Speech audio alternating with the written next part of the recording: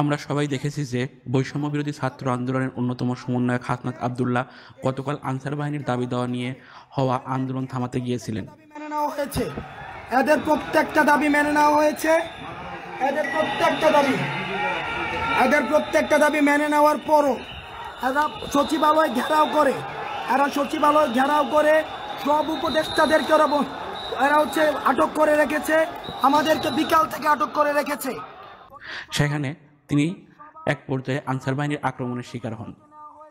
পরবর্তীতে তাকে ঢাকা মেডিকেল কলেজে ভর্তি করা হয় এবং তার সিটি স্ক্যান করা হয়।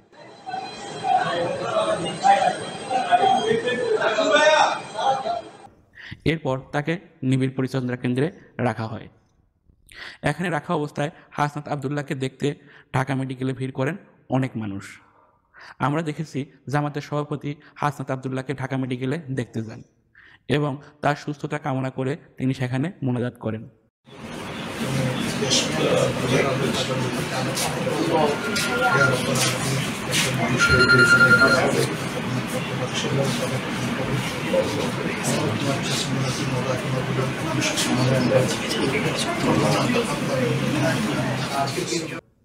দর্শনার্থীদের ভিড়ে হাসনাত আব্দুল্লাহর অবস্থা কিছুটা অবনতি হয়।